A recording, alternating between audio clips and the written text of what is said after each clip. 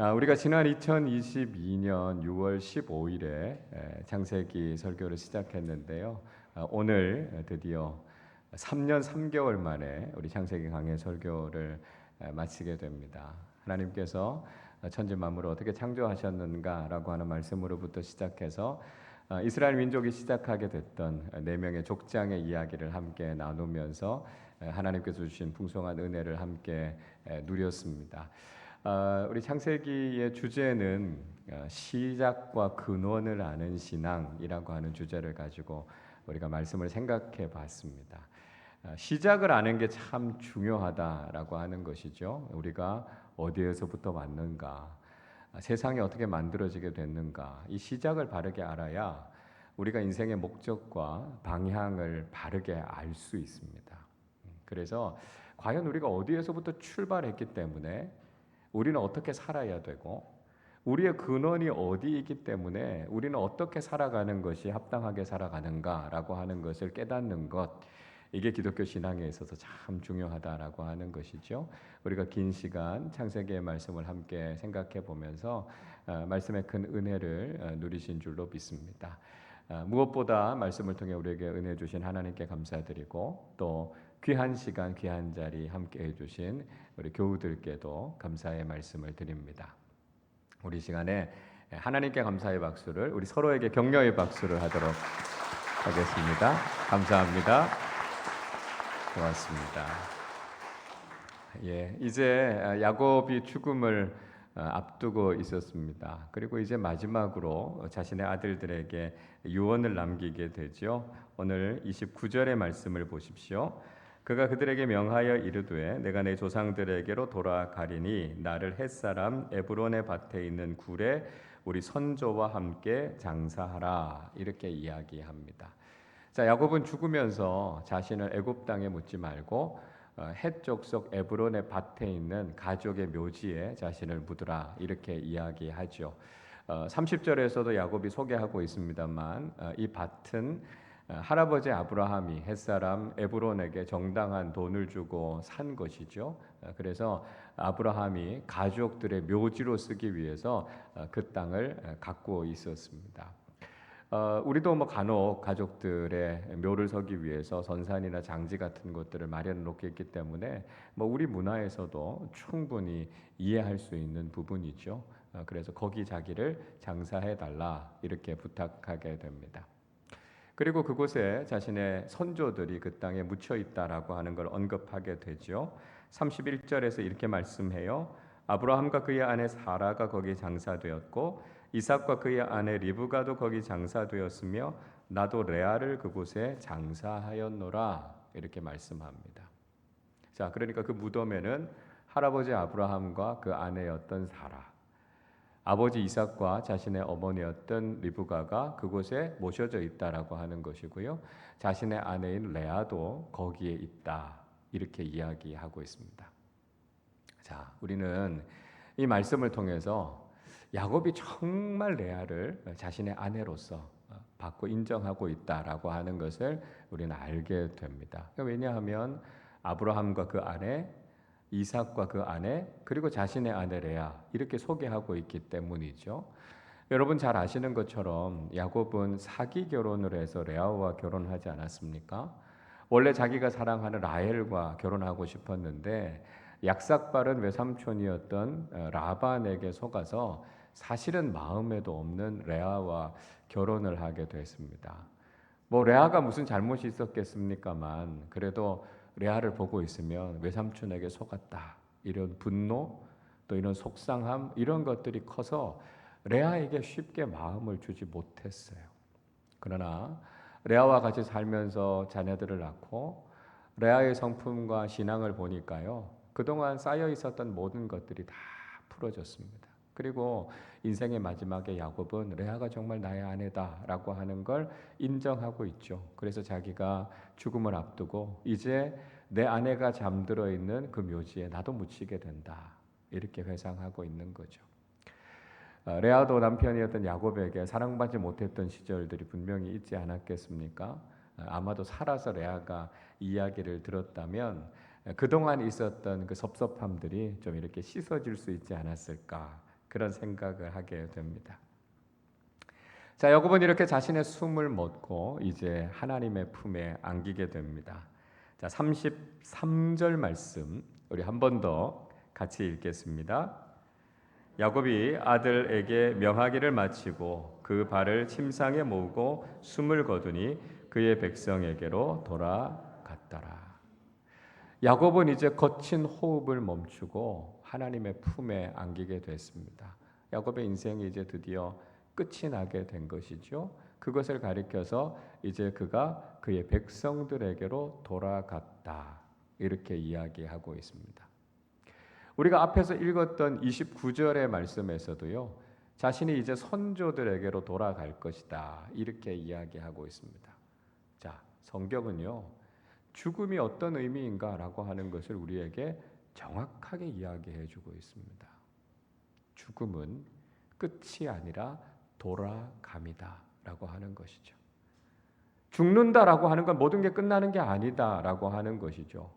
세상 사람들은 죽으면 모든 게 다 끝난다고 생각하기 때문에 절망하고 낙심하고 두려워합니다. 그러나 우리가 믿음의 관점에서 이 죽음을 바라보면 끝이 아니라는 거예요.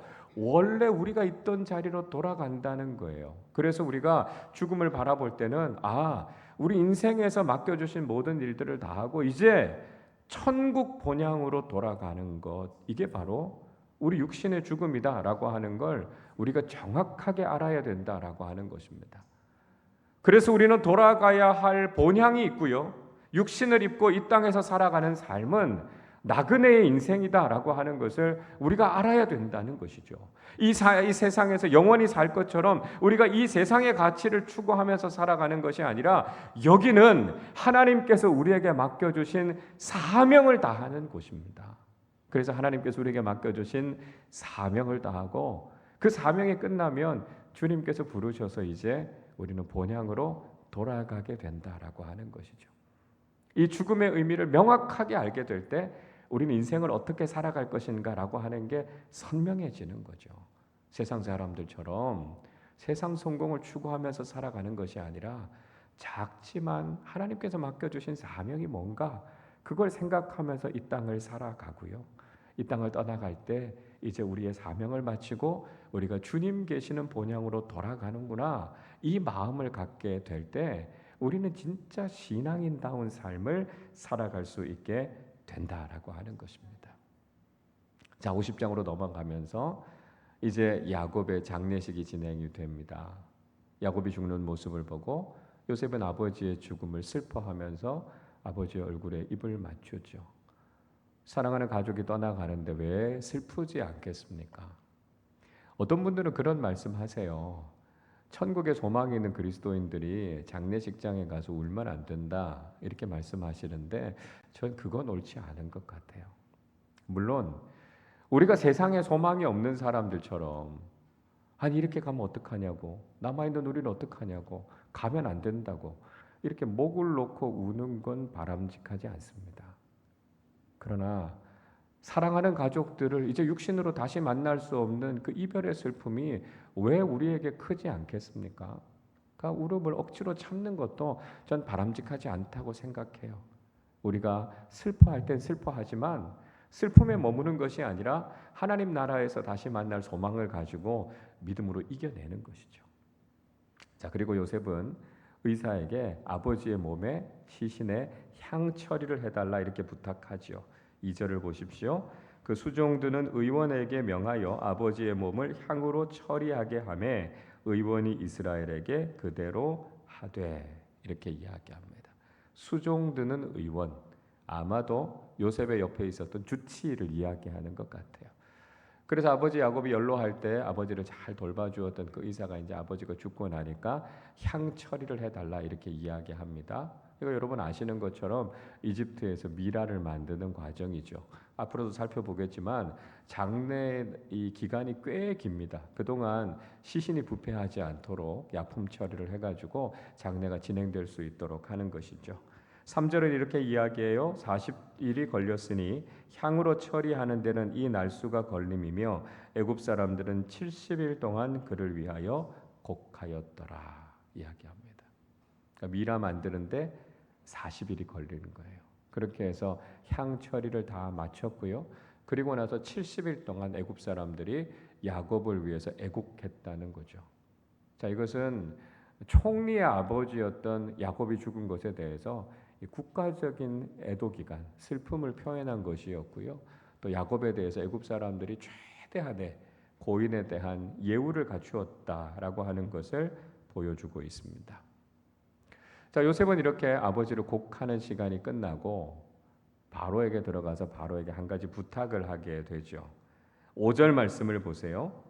우리 아버지가 나로 맹세하게 하여 이르되 내가 죽거든 가나안 땅에 내가 파놓은 묘실에 나를 장사하라 하였나니 나로 올라가서 아버지를 장사하게 하소서 내가 다시 오리이다 하라 하였더니 말씀합니다.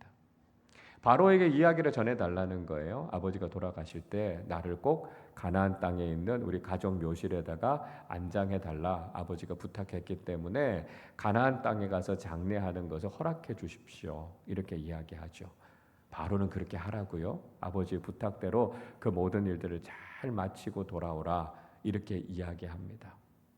그리고 바로의 모든 신하들에게 총리의 아버지에 대해서 최고의 예우를 갖추게 합니다. 그래서 바로의 모든 신하들, 또 바로의 궁에 있었던 원로들, 그 땅에 살고 있었던 모든 원로들을 다 장례식에 참여하게 하죠. 그래서 엄청난 장례 행렬이 가나안 땅으로 가게 됩니다. 그리고 가다 보면 혹시 위험한 일들을 당할 수도 있으니까 병거, 마병들, 군인들을 그 옆에서 호위하게 해서 그렇게 장례 행렬이 애굽에서부터 가나안 땅을 향해서 가게 되죠. 장례 행렬이 요단강 건너편에 도착하게 됩니다. 이제 가나안 땅을 바라보는 바로 그 자리까지 온 것이죠. 가나안 땅 들어가기 전에 요셉과 그 많은 일행들이 또 7일 동안 애곡하는 시간들을 갖게 됩니다. 많은 사람들이 모여서 우니까요. 그 땅 근처에 살고 있었던 가나안 사람들이 이거 무슨 일인가 하고 와서 이렇게 보게 됩니다. 보니까 애굽 사람들이 많이 와서 자기 땅 주변에서 울고 있거든요. 그래서 애굽 사람들이 저렇게 슬피 우는 걸 보니까 아마 나라에 참 중요한 사람이 죽었나 보다라고 하는 걸 알게 된 겁니다. 그리고 그 땅에 이름을 붙여주죠. 자, 11절 말씀 같이 읽겠습니다. 그 땅 거민 가나안 백성들이 아닷 마당의 애통을 보고 이르되 이는 애굽 사람의 큰 애통이라 하였으므로 그 땅 이름을 아벨 미스라임이라 하였으니 곧 요단강 건너편이더라. 가나안 땅 요단강 건너편에 수없이 많은 애굽 사람들이 와서 슬피 울고 있는 모습을 보면서 가나안 사람들이 그 땅 이름을 아벨 미스라임, 애굽 사람들의 큰 애통이다 그런 이름을 붙여주고 있습니다. 근데 아벨이라고 하는 말은요 초원이라는 뜻이에요. 목초지라는 뜻입니다. 미스라임이라고 하는 말이 애굽 사람들이라는 뜻이거든요. 그러니까 붙이면 애굽 사람들의 초원 그런 뜻이 돼요. 그러니까 이게 사실 의미가 잘 맞지 않습니다.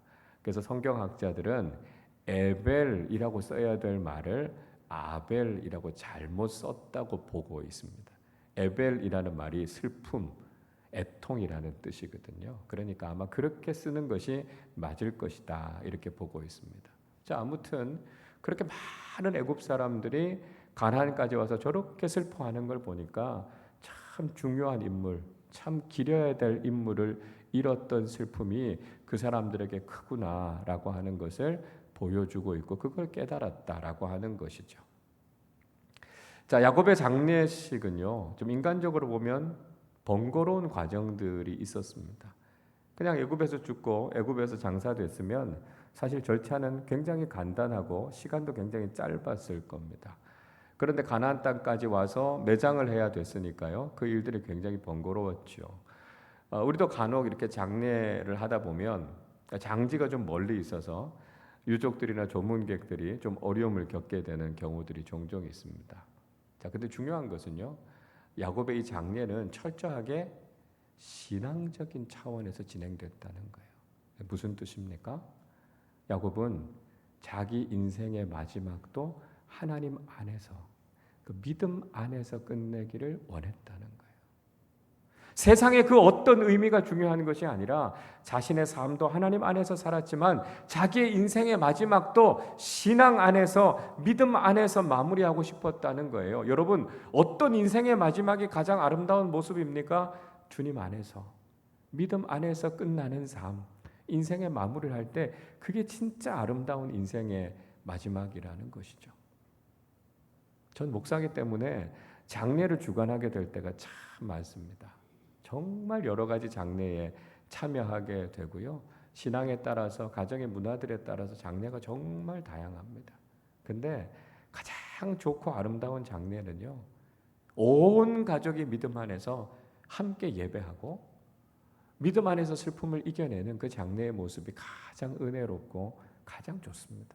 여러분, 우리가 세상적으로 아무리 화려한 장례가 있다 할지라도요, 우리가 천국에 대한 확실한 소망을 가지고 믿음 안에서 온 가족들이 예배하면서 사랑하는 고인을 떠나보낼 수 있는 이 믿음의 장례가 가장 향기롭고 가장 아름다운 장례라는 것이죠. 이 야곱의 마지막 모습처럼 우리 인생의 마지막 모습도 하나님 안에서, 믿음 안에서 우리의 삶을 마무리하셔서 마지막까지도 믿음의 복을 풍성하게 누리실 수 있기를 바랍니다. 자, 요셉의 가족들이 장례를 다 마쳤어요. 그리고 다시 돌아오게 됩니다. 근데 장례를 마치고 돌아왔는데 요셉의 형들이 걱정거리가 생겼습니다. 두려움에 사로잡혔어요. 왜 그랬을까요? 15절을 보세요. 요셉의 형제들이 그들의 아버지가 죽었음을 보고 말하되 요셉이 혹시 우리를 미워하여 우리가 그에게 행한 모든 악을 다 갚지나 아니할까 하고 이렇게 이야기합니다. 자, 아버지가 돌아가시고 나니까 덜컥 요셉의 형들이 걱정이 생겼습니다. 아니, 아버지가 살아 계실 때는 아버지를 봐서라도 우리한테 보복을 하지 않았는데 이제 아버지 야곱이 돌아가셨으니까 혹시 요셉이 돌변해서 우리한테 해코지를 하지 않을까? 이런 걱정이 생겼어요. 그래서 이런 복수를 하지 않도록 뭔가 형들이 묘안을 짜내야 될 필요가 있었습니다. 자, 그래서 요셉의 형들이 요셉을 찾아가서 이런 이야기를 하죠. 16절, 17절을 보십시오. 요셉에게 말을 전하여 이르되 당신의 아버지가 돌아가시기 전에 명령하여 이르시기를 너희는 이같이 요셉에게 이르라 내 형들이 내게 악을 행하였을지라도 이제 바라건대 그들의 허물과 죄를 용서하라 하셨나니 당신 아버지의 하나님의 종들인 우리 죄를 이제 용서하소서 하며 요셉이 그들이 그에게 하는 말을 들을 때에 울었더라 말씀합니다. 자, 형들이 무슨 이야기를 합니까? 아버지가 돌아가시기 전에 이런 이야기를 했다는 거예요. 그리고 요셉에게 꼭 전해달라 이렇게 이야기를 했다는 것입니다. 비록 형들이 그동안 나쁜 짓도 많이 하고 악한 일도 많이 했는데 나를 봐서라도 형들을 좀 용서해주고 화해해라 이렇게 이야기했다는 거예요. 아버지가 이렇게 당부했으니까 당신이 화내지 말고 그걸 다 풀고 우리를 용서해 주십시오. 요셉의 형들이 지금 요셉한테 가서 이렇게 이야기하고 있습니다. 여러분, 야곱이 죽기 전에 정말 이 이야기 했을까요? 안 했습니다. 이런 이야기 한 적이 없었어요. 그냥 형들이 만들어낸 말이었습니다. 여러분, 뭔가 잘못된 일을 하는 사람들은요, 꼭 다른 사람들을 팔아서 그런 이야기들을 했다고 이야기를 해요. 그래서 그런 사람들의 이름과 권위를 빌려서라도 뭔가 좀 위기를 모면해 보려고 하는 그런 모습들이 있습니다. 뭐 조금 다른 이야기는 한데 간혹 교회에서도 그런 비슷한 경우들이 있어요. 어떤 경우냐면 제가 그런 말을 한 적이 없는데 그렇게 이야기하셨다는 거예요. 담임 목사님께서 이렇게 하라고 말씀하셨다 이렇게 이야기하면서 거기서 그 부서에서 이야기를 하셨다는 거예요. 제가 가만히 생각해 보니까 그렇게 한 적이 없거든요. 근데 제가 이제 그런 생각을 했어요. 너무 하시고 싶어서 제 이름을 빌리셨겠구나 이런 생각이 들기는 하지만 그래도 정직하게 있었던 일을 이야기해야 되는 거죠. 자, 아무튼 야곱은 그 이야기를 한 적이 없어요. 요셉의 형들이 그저 이 위기를 모면하기 위해서 아버지를 이용해서라도 요셉의 마음을 좀 풀고 싶었던 그런 마음이 있었죠. 자, 그런데 요셉이 이 말을 듣고 울었습니다. 왜 그랬겠습니까? 요셉이 어떤 마음이었겠어요? 아, 형들이 왜 내 진심을 몰라주지? 난 진짜 용서했는데, 나는 형들에 대해서 조금이라도 나쁘게 할 마음을 갖고 있지 않고 정말 형들을 사랑하는 마음인데 왜 이 마음을 이해해주지 못하지? 그런 마음이 들지 않았겠습니까? 뭔가 아직도 우리 형제 관계 속에 풀리지 않은 앙금 같은 것이 남아있는 것 같은 그런 안타까운 마음이 요셉의 마음에 있었던 거죠. 그래서 요셉이 눈물을 흘렸다는 거예요. 여러분, 때로는 요셉의 형들 같은 모습으로 우리도 신앙생활을 하게 될 때가 있다는 거예요. 우리가 하나님 앞에 나와서 진심으로 회개한 그 죄에 대해서 하나님께서는 더 이상 진노하지 않으십니다. 그리고 우리에게 완전한 용서를 선포하세요. 하나님은 그 죄를 기억하지 않으신다고요. 그래서 우리가 하나님 앞에서 기쁨으로 자유함으로 신앙생활하기를 원하신다는 거예요. 그런데 우리는 계속해서 죄책감에 젖어서 하나님의 얼굴을 보지 못하는 거예요. 자꾸만 하나님을 피하고 숨고 하나님을 무서운 분이시라고 생각한다는 거예요. 아니요. 하나님은 이미 다 잊었다고요. 이미 다 용서했다고요. 우리를 향해서 사랑하는 자녀들이라고 이야기하시는데 우리는 그 관계의 축복을 경험하지 못하는 겁니다. 우리가 그런 모습 보이면 하나님도 우신다는 거예요. 하나님 왜 내 마음을 모를까?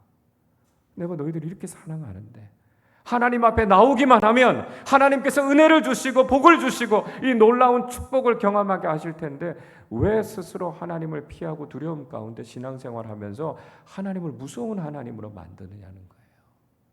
하나님의 자비하심과 하나님의 그 놀라우신 은혜를 기억하면서 우리가 하나님 앞에 담대하게 나아가서 하나님 주시는 놀라운 은혜와 축복을 경험하실 수 있기를 바랍니다. 근데 요셉의 형들은요, 그 두려움이 도대체 가시지가 않는 거예요. 그래서 18절에서 이렇게 이야기하죠.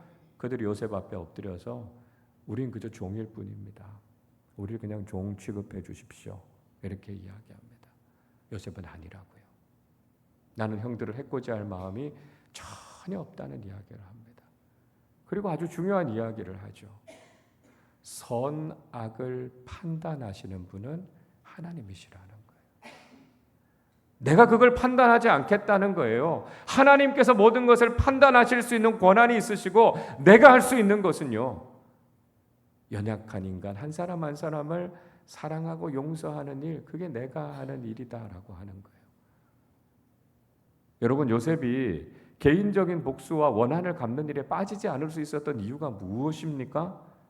하나님이 공평하고 정의로우신 하나님이시다라고 하는 것을 믿었기 때문입니다. 선악에 대해서 판단하고 심판하시는 분은 하나님이시라는 거예요. 우리가 함부로 다른 사람들을 판단하고 네가 잘했네, 내가 잘했네, 그래서 내 마음속에 있는 분노를 그 사람에게 쏟아놓는 것, 이거 우리가 해야 될 일이 아니라는 거예요. 우리가 해야 될 것은요, 사랑하고 용서하고 화해하고 받아들이는 것. 이게 우리가 해야 되는 일이다라고 하는 것이죠. 하나님께서 어그러진 모든 것들을 바로 세우실 것이다. 하나님은 공의롭고 정의로우신 분이시니까 하나님의 선하신 뜻을 이루실 것이다 라고 하는 것을 우리가 믿음으로 고백하는 거예요. 그리고 우리는 우리의 삶의 자리에서 사랑하고 용서하고 관계를 회복시켜 나가는 삶을 살아가는 것, 이게 우리가 그리스도인으로서 해야 될 일이다라고 하는 것이죠. 자, 그리고 요셉은 또 하나 아주 중요한 것, 하나님께서 하시는 일이 무엇인가 하는 것을 선포하고 있습니다. 우리 20절 말씀 같이 읽겠습니다. 당신들은 나를 해하려 하였으나 하나님은 그것을 선으로 바꾸사 오늘과 같이 많은 백성의 생명을 구원하게 하시려 하셨나니. 자, 이 말씀은 창세기 45장 7절, 8절과 더불어서 요셉의 인생을 설명해 주는 굉장히 중요한 말씀입니다. 요셉은 이야기해요. 형들이 저한테 한 건 분명히 악한 일입니다. 잘못된 일입니다. 하는 것을 분명히 지적합니다. 그런 앞에서 이야기하죠. 그것에 대해서 나는 복수하거나 보복할 마음이 전혀 없습니다. 왜냐하면 모든 일은 하나님의 주권 주권 속에 있기 때문입니다. 형들이 아무리 악한 일들을 했다 할지라도 이미 이 모든 일들을 주관하고 계시는 하나님께서는 그 악을 선으로 바꾸셔서 많은 사람들의 생명을 구원하시려고 하는 하나님의 선한 계획을 갖고 계셨습니다. 이렇게 이야기하는 것이죠. 그래서 그는 하나님의 계획을 믿었고요. 하나님께서 어떤 일을 하고 계시는가라고 하는 것을 믿음의 눈으로 바라볼 수 있었기 때문에 그것 때문에 자신의 인생이 망가지지도 않았고요. 그것이 자신의 인생의 상처가 되어서 발목을 잡지도 않았다는 거예요. 그 고난이 있었지만 그 고난이 이해가 됐고요. 세상에 악이 있었지만 그저 악한 방식, 세상의 방식으로 맞서 싸웠던 것이 아니라 하나님의 선에 서서 하나님의 선이 이루어지길 위해 자기 자신의 삶을 드렸다는 거예요. 그래서 그 모든 과정 속에서 하나님의 선하신 뜻이 자신의 삶에 이루어지게 됐고요. 결국은 하나님께서 하시고자 하는 일을 이루어가는 통로로 쓰임받게 됐다라고 하는 것을 그는 고백하고 있는 것이죠. 자, 더 나아가서 그는 형들을 위로하고 자신이 가족으로서의 본분을 다하겠다고 이야기합니다. 21절을 보세요. 당신들은 두려워하지 마소서. 내가 당신들과 당신들의 자녀를 기르리이다 하고 그들을 간곡한 말로 위로하였더라 말씀합니다.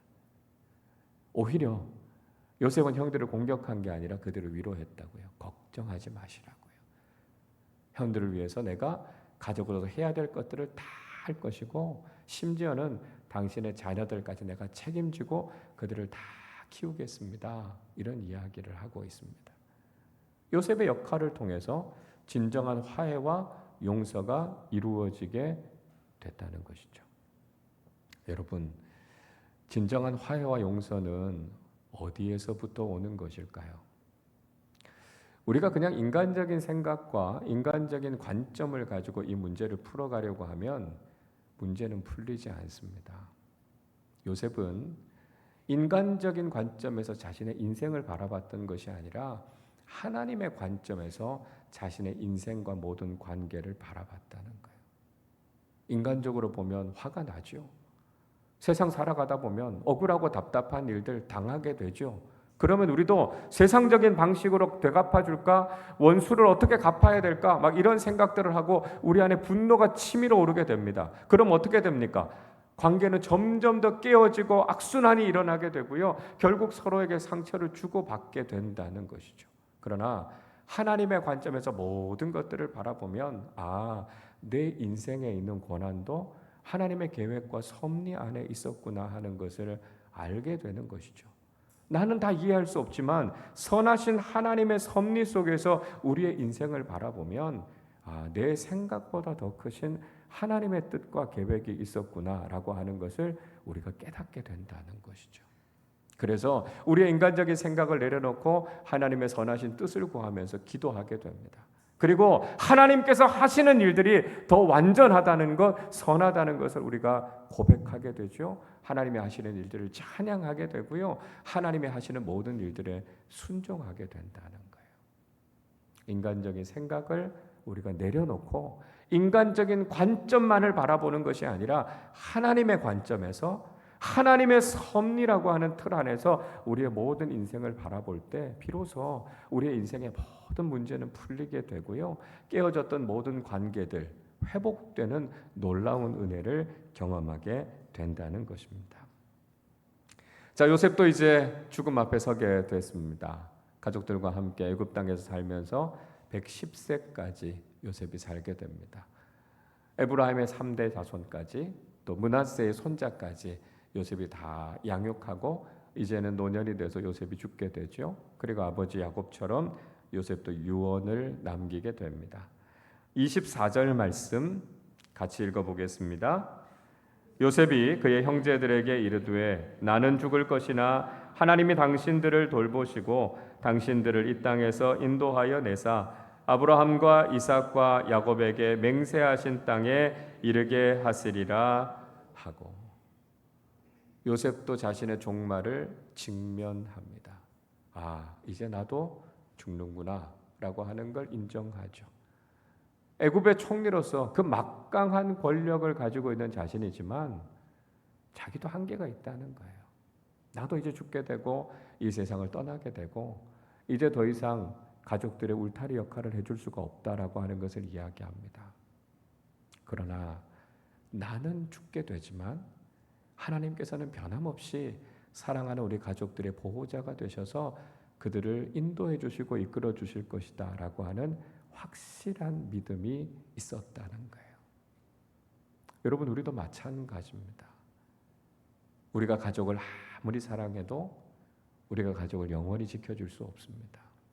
언젠가는 우리도 끝에 도달하게 되고요. 우리 인생의 한계를 경험하고 이 세상을 떠나야 할 때가 있습니다. 우리는 떠나지만 하나님께서 우리의 영원한 아버지가 되어주셔서 사랑하는 우리 가족들과 사랑하는 우리 많은 사람들을 하나님께서 지켜주시고 보호해 주신다는 것이죠. 인간적인 인도와 보호하심이 다 사라진다 할지라도 하나님은 변함없이 우리의 삶을 지켜주시고 인도해 주시는 하나님이 되신다라고 하는 것을 확신해야 된다는 것이죠. 자, 그러면서 요셉은 한 가지 가족들에게 당부의 말을 하고 있습니다. 25절 같이 읽겠습니다. 요셉이 또 이스라엘 자손에게 맹세시켜 이르기를 하나님이 반드시 당신들을 돌보시리니 당신들은 여기서 내 해골을 메고 올라가겠다 하라 하였더라. 요셉의 가족들에게 부탁합니다. 자신이 죽고 난 이후에 자신의 유고를 가지고 꼭 가나안 땅으로 가라 이렇게 부탁하죠. 요셉의 유언대로 400년이 지나고 난 이후에 모세와 이스라엘 자손들이 출애굽할 때 요셉의 유고를 가지고 가나안 땅으로 올라가게 되죠. 자, 여러분, 요셉이 왜 이런 말을 했을까요? 자, 이것은 그들도 신앙을 따라 살아가기로 다짐하고 결단하라는 것이었습니다. 하나님께서 그들의 인생을 지켜주실 겁니다. 마찬가지로 그들도 하나님만을 신뢰하면서 살아가겠다라고 하는 삶의 결단이 있어야 된다는 거예요. 하나님께서 우리의 삶의 주인이 되어주셔서 우리를 선한 길로 인도하실 겁니다. 그렇다고 해서 우리가 아무것도 하지 않아도 되는 게 아니라는 거예요. 하나님께서 우리의 보호자가 되어주셔서 우리의 삶을 인도해 주신다면 이제 우리도 하나님의 말씀대로 믿음 따라 살아가겠다라고 하는 분명한 신앙의 결단이 있어야 된다는 거예요. 하나님의 말씀에 순종하겠다는 결단, 우리가 믿음을 떠나지 않고 하나님의 뜻대로 살아가겠다라고 하는 분명한 의지와 결단이 우리에게 필요하다는 거예요. 세상에 머물러 있는 것이 아니라 세상의 가치를 따라가는 것이 아니라 우리는 말씀대로 하나님의 인도하신 대로 살겠습니다라고 하는 결단이 있을 때 우리의 삶 속에 임하셔서 우리를 이끌어 가시는 하나님의 선하신 손길을 경험하게 된다는 것이죠.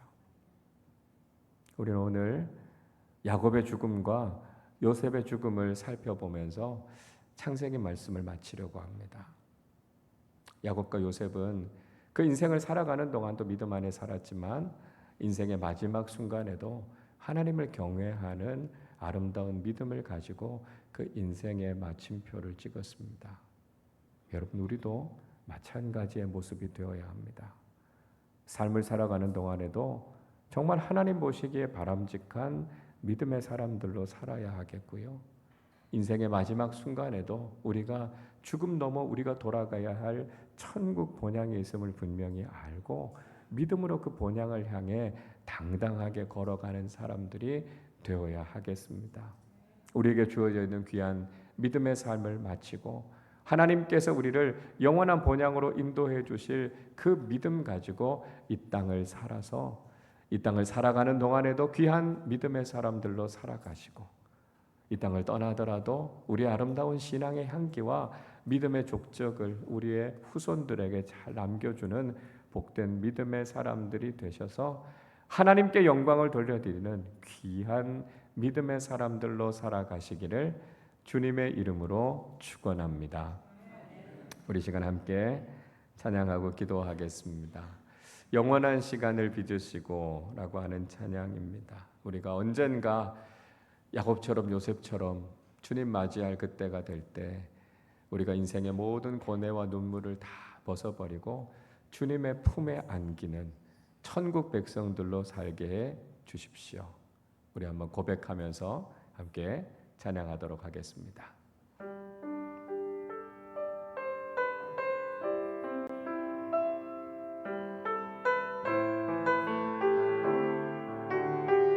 영원한 시간을 빚으시고 영원한 시간을 빚으시고 영원한 생명을 놓으신 주 한낮 숨결 같은 세월을 딛고 당신의 오심을 기다리네 수많은 별들을 만드시고 수많은 생명을 놓으신 주 한낮 숨결 같은 세상을 넘어 당신의 오심을 기다리네 주와 내 영혼이 서로 마주할 그때에 근심의 옷을 벗고 영원을 살리 주와 내 영혼이 서로 마주할 그때에 고뇌의 옷을 벗고 영원을 누리리 우리 한 번 더 찬양합니다. 영원한 시간을 빚으시고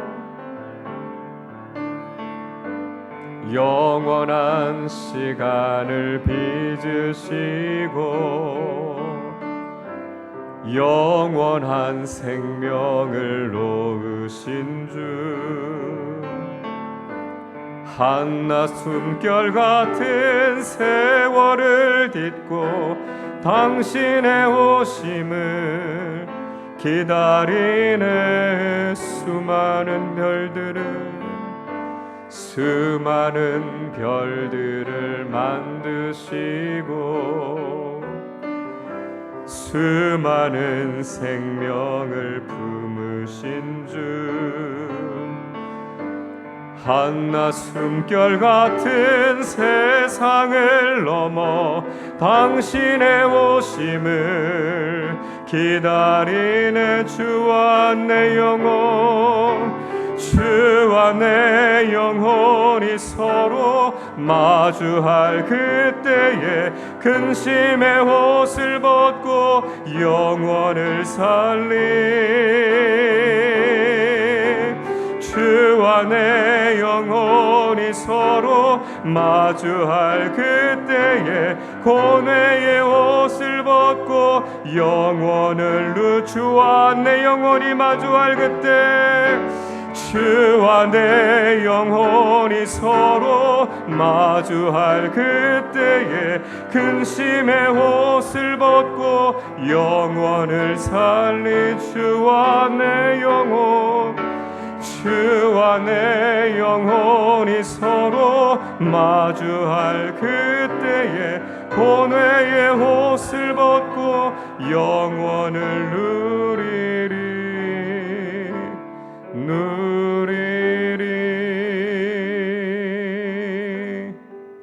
우리 말씀을 생각하며 기도하겠습니다. 우리 인생의 마지막 때에 하나님께서 우리의 모든 수고의 짐을 내려놓고 우리를 주님의 품에 안아 주실 것입니다. 야곱의 인생의 마지막과 같이 요셉의 인생의 마지막과 같이 우리 인생의 죽음은 하나님의 품으로 천국 본향으로 돌아감을 우리가 다시 한번 깨닫게 하여 주시옵소서. 인생을 살아가는 동안 답답하고 억울한 일들 만나게 되겠지만 인간의 관점으로 바라보지 않게 하여 주시고 하나님의 관점으로 하나님의 섭리로 바라보게 하여 주셔서 그 모든 것들이 다 깨달아지고 믿음으로 받아들이게 되고 오히려 하나님을 찬양하며 영광을 돌리는 믿음의 사람들로 살게 하여 주시옵소서. 하나님, 우리의 인생의 시작이 믿음으로 시작했는데 우리의 삶의 마지막도 믿음 안에서 마무리하게 하여 주셔서 우리가 하나님 앞에 아름답고 향기로운 인생을 살아가는 믿음의 사람들이 되게 하여 주시옵소서. 우리 말씀을 생각하며 함께 합심으로 기도하겠습니다. 하나님 아버지 감사합니다. 하나님, 야곱과 요셉의 인생의 마지막을 살펴보면서 하나님, 우리의 인생의 마지막이 그렇게 되기를 원합니다. 하나님, 우리의 거친 호흡을 멈추고 우리의 인생을 마무리할 때 하나님, 믿음의 눈을 들어서 우리가 가야 할 천국의 본향을 바라보는 사람들이 되게 하시고, 인생의 모든 고뇌와 짐을 다 내려놓고 우리를 기다리시고 우리를 맞아주실 사랑하시는 하나님의 품 안에 안겨서 하나님, 우리로 하여금 영원한 안식과 기쁨을 누리는 믿음의 사람들로 살아갈 수 있도록 하나님, 우리의 믿음을 지켜주시고 인도하여 주시옵소서. 하나님, 이 세상을 살아가는 동안 믿음 때문에 답답하고 억울한 일들 당하게 되겠지만 인간적인 관점으로 생각하지 않게 하시고 하나님의 섭리 안에서, 하나님의 눈 안에서 우리의 인생을 바라보게 하여 주셔서 모든 것이 깨달아지게 하시고 믿음으로 모든 것을 받아들이게 하시고 모든 것을 통해 하나님 앞에 찬양하며 영광을 돌려드리는 믿음의 사람들로 살게 하여 주시옵소서. 하나님 아버지, 우리의 인생이 믿음으로 시작해 믿음으로 걸어가고 있는 것처럼 우리의 인생의 마지막도 믿음으로 마침표를 찍게 하여 주셔서 하나님 아버지, 우리가 믿음의 눈을 들어 하나님 나라를 바라보며 하나님 안에서 영원한 안식과 영원한 생명을 누릴 것을 소망하며 오늘도 우리에게 주어져 있는 삶, 하나님께서 우리에게 맡겨주신 사명을 다하며 믿음으로 충성되게 이 길을 걸어가는 우리 모두의 삶이 되게 하여 주시옵소서. 하나님, 그래서 우리의 진정한 소망은 우리의 인생의 마지막에 있음을 깨닫게 하여 주시고 그 소망이 완성될 날을 바라보며 우리에게 주어져 있는 믿음의 길을 충실하게 걸어가는 하나님의 귀한 일꾼들, 믿음의 사람들로 살게 하여 주시옵소서. 하나님 아버지 감사합니다. 우리의 인생을 선하게 인도하여 주시고 우리의 삶을 향하신 하나님의 인도하심과 보호하심을 날마다 경험하게 하심을 감사합니다. 하나님, 지난 3년 3개월 동안 창세기의 말씀을 통해서 하나님께서 우리의 인생과 세상을 어떻게 시작하셨으며 우리를 향하신 인생의 방향과 목적이 무엇인지를 깨닫게 하심을 감사합니다. 하나님, 우리의 시작을 분명히 알았으니 이제 우리가 어디로 가야 할 것인지, 무엇을 위해서 살아야 할 것인지를 분명히 깨닫고 말씀에 순종하는 사람들 되게 하여 주시옵소서. 야곱처럼, 요셉처럼 우리의 인생의 마지막 순간에 하나님의 품에 안길 영원한 소망 가지고 하나님, 우리에게 주어져 있는 사명의 길, 믿음의 길을 순종하며 걸어가는 우리 모두의 삶이 되게 하여 주옵소서.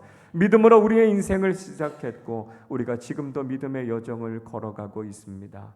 우리의 호흡이 멈추는 날, 우리의 인생의 마침표를 찍는 날, 요셉처럼 야곱처럼 우리의 믿음의 눈이 열리게 하여 주셔서 천국에서 우리를 맞이하실 하나님을 바라보며 그 품에 안겨 영원한 안식을 누릴 그날을 소망하며 우리에게 주어져 있는 모든 삶을 아름다운 믿음 가지고 살아가게 하여 주옵소서.